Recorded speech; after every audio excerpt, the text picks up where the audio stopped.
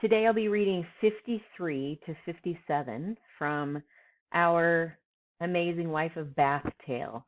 And if you look at the bottom of 52, right here it says, among some other things, little things, now stale, Ovid relates that under his long hair the unhappy Midas grew a splendid pair of ass's ears.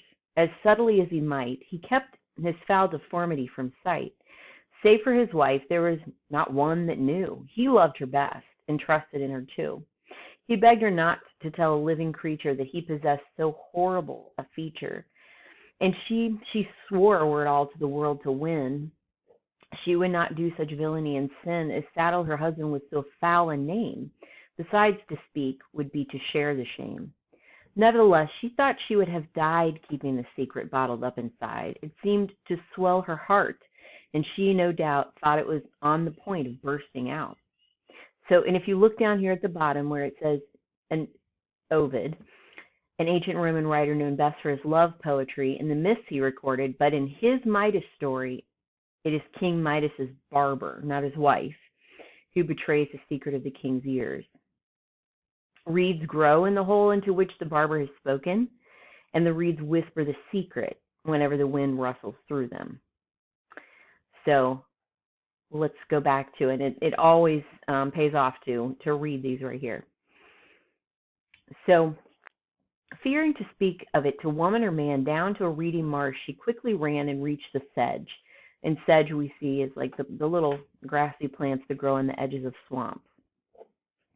Her heart was all on fire, and as a bittern bumbles in the mire, bittern is like a heron, she whispered to the water near the ground, betray me not, O water, with thy sound. To thee alone I tell it. It appears my husband has a pair of ass's ears. Ah, my heart's well again. The secret's out. I can no longer keep it, not a doubt.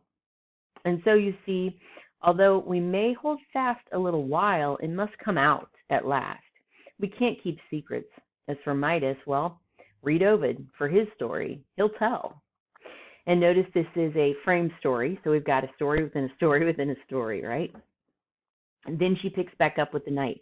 This knight I'm telling you about perceived at last he would never find out what it could be that women love the best. Faint was the soul within his sorrowful breast. As home he went, he dared no longer stay. His year was up, and now was the day. As he rode home in a dejected mood, suddenly, at the margin of a wood, he saw a dance upon the leafy floor of 24 ladies, nay, and more.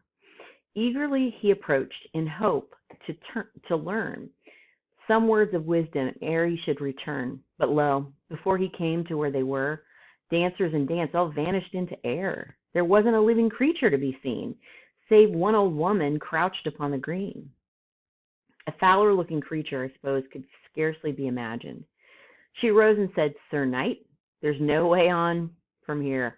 Tell me what you're looking for, my dear, for peradventure, which means possibly, that were best for you. We old women know a thing or two. Dear mother, said the knight, and mother meaning, elderly lady, alack that which is grief, or like, forget this day, alack the day.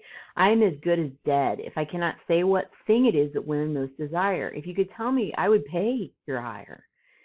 Give me your hand, she said, and swear to do whatever I shall ask or shall next require of you. If so to do should lie within your might, and you shall know the answer before night. Upon my honor, he answered, I agree. Then, said the crone, I dare to guarantee your life is safe. I shall make good my claim. Upon my life, the queen will say the same. Show me the very proudest of them all, in costly coverchief or jeweled caul, and a caul is like a headdress that covers a woman's hair. 195 right here. That dare say no to what I have to teach. Let us go forward without further speech. And then she crooned her gospel in his ear and told him to be glad and not to fear. They came to court. This knight in full array stood forth and said, O queen, I've kept my day and I've kept my word and I have my answer ready. There sat the noble matrons and the heady young girls and widows too, that have the grace of wisdom, all assembled in that place. And there the queen herself was throned to hear and judge his answer. Then the knight drew near, and silence was commanded through the hall. The queen gave order he should tell them all what thing it was that women wanted most. He stood not silent, like a beast or a post, but gave his answer with the ringing word of a man's voice, and the assembly heard. My liege and lady, in general, he said, a woman wants the self-same sovereignty over her husband as over her lover, and master him.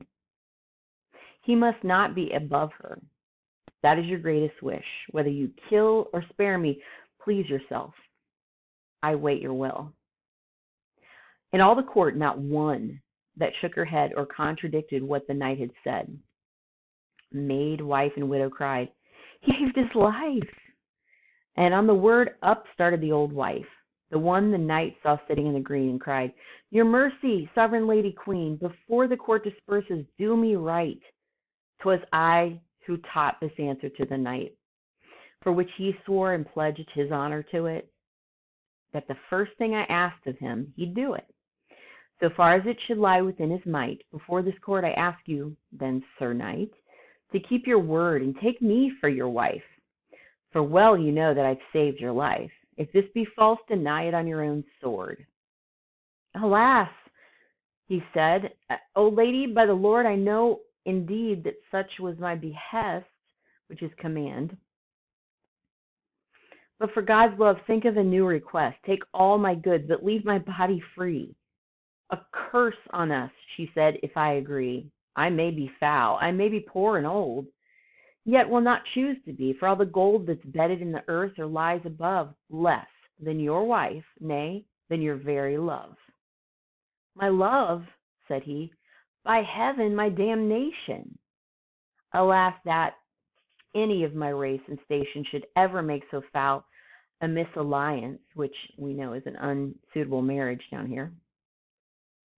Yet in the end, his pleading and defiance all went for nothing. He was forced to wed. He takes his ancient wife and goes to bed. Now, peradventure, which means possibly, some may well suspect a lack of care in me, since I neglect to tell of the rejoicings and display made at the feast upon their wedding day. I have but a short answer to let fall. I say there was no joy or feast at all. Nothing but heaviness of heart and sorrow. He married her in private on the morrow, and all day long stayed hidden like an owl. It was such torture that his wife looked foul. Great was the anguish churning in his head when he and she were piloted to bed. He wallowed back and forth in desperate style. His ancient wife lay smiling all the while. At last she said, bless us! Is this, my dear, how knights and wives get on together here? Are these the laws of good King Arthur's house? Are knights of all his so contemptuous? If you look down, it's disapproving, right? I am your own beloved and your wife, and I'm she indeed that saved your life, and certainly I never did you wrong. Then why the first of nights, so sad a song, carrying on as if you were half-witted? Say, for God's love, what sin have I committed? I'll put things right if you'll tell me how. Put right, he cried. That can never be now. Nothing can ever be put right again. You're old and so abominably plain, so poor to start with, so low-bred to follow. It's a little wonder if I twist and wallow. God, that my heart would burst within my breast. Is that, said she, the cause of your unrest? Yes, certainly, he said. And can you wonder? I could set right what you suppose a blunder. That's if I cared to, in a day or two. If I were shown more courtesy by you. Just now, she said, you spoke of gentle birth, such as descends from ancient wealth and worth. So we'll stop right there.